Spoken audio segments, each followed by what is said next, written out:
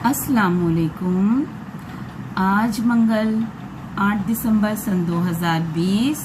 कल हमने EVS 2 का न्यू लेसन स्टार्ट किए थे, सबक नंबर 12 पुरंदर का मुहासरा और सुलह।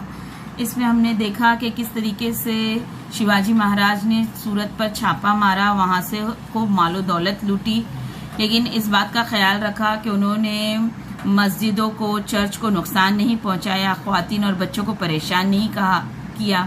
लेकिन सूरत के इस हमले की वजह से शहंशाह औरंगजेब को बेहद गुस्सा आया और उन्होंने मराठा सल्तनत को तबाह व बर्बाद करने का इरादा कर लिया और अपने मशहूर और ताकतवर सिपह सालार मिर्जा जय सिंह और शिवाजी को अपने वफादार सरदार दिलेर खान को भी साथ में मिर्जा जय सिंह के साथ भेजा और उनके साथ जबरदस्त खजाना और बेहिसाब गोला बारूद भी दिया।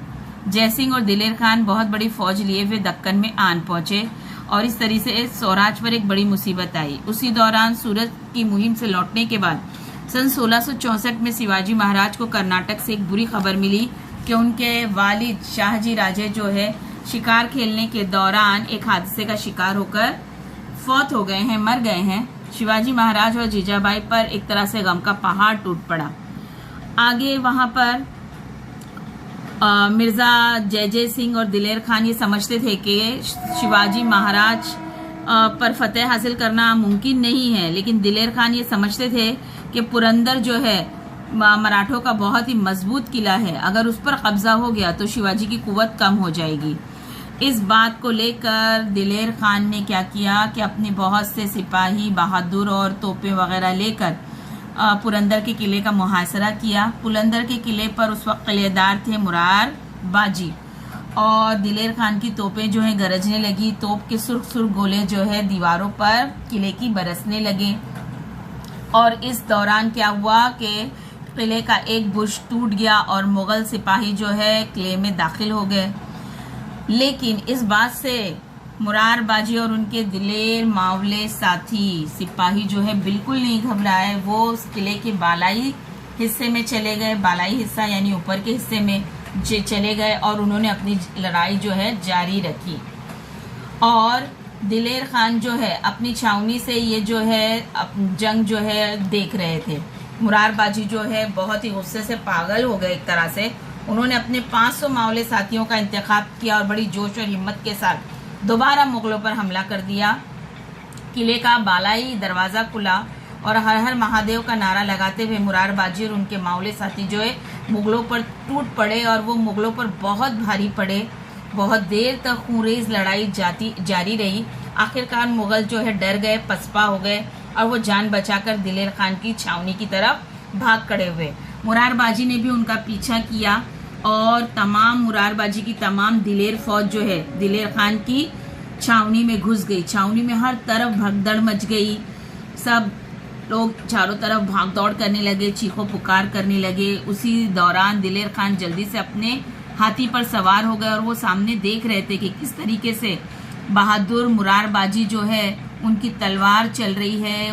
उनकी तलवार किसी का सीना तो किसी की पेशानी तो किसी का गला जो है चीर रही है। वो किसी के काबू में नहीं आ रहे थे। तो मुरार बाजी की बहादुरी देखकर दिलेर खान भी हैरान रह गए। यहाँ तक हमने सबक किए थे, आज हम आगे पढ़ेंगे। मुरार बाजी की बेमिसाल बहादुरी। दिलेर खान को देखकर मुरार बाजी भड़क गए। काट डालो, तोड़ डालो, लाशें गिरा दो, इस तरह चीखते हुए वो दुश्मन पर हमलावर हुए। उनकी तलवार जोर से चलने लगी, जो उसके नीचे आता मारा जाता। इस अकेले बहादुर को मुगलों ने चारों तरफ से घेर लिया। इतने में दिलेर खान हौदे से चीख कर बोले, ठहरो। मुगल ठहर गए, लम्हा भर के लिए पीछे हटे। खान ने मुरार बाजी से कहा, मुरार बाजी, तुम्हारी तरह का तलवारबाज मैंने आज तक नहीं देखा। तुम हमसे मिल जाओ, मैं वादा करता हूँ कि तुम्हें बादशाह तुम्हें सरदार बना देंगे, जागीरें अता करेंगे, इनामात से नवाजेंगे। मुरार बाजी ने दिलेर खान की बात सुनी। गुस्से से उनकी आंखें सुर्ख हो गई। उन्होंने बड़े गुस्से से कहा, हम शिवाजी महाराज के साथी हैं, तुम्हारे वादे से हमें क्या? हमें किस चीज की कमी है? तुम्हारे बादशाह की जागीर किसे चाहिए?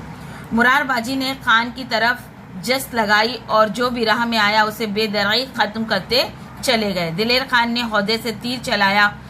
वो तीर सीधा मुरार बाजी के हलक में घुस गया और वो जमीन पर गिर पड़े। मावले उनके मुर्दा जिस्म को उठाकर किले में ले गए।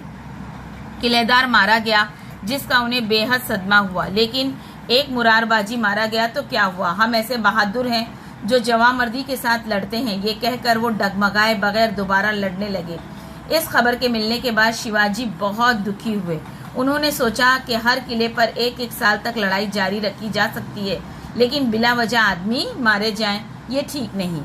पुरंदर की सुलह, ताकत से काम निकलता नजर ना आता था, चालाकी भी नाकाम हो गई थी, इसलिए पीछे हटना ही मुनासिब था।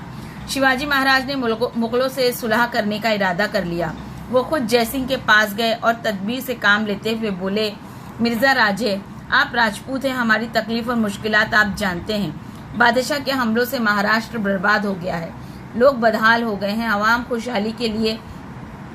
खुशहाली के लिए हमने स्वराज कायम करने का बीड़ा उठाया है। आप भी यही काम कीजिए, मैं और मेरे मावले साथी आपका साथ देंगे। जयसिंह बहुत चालाक थे, इसलिए उन्होंने शिवाजी महाराज को सुलह करने की राय दी।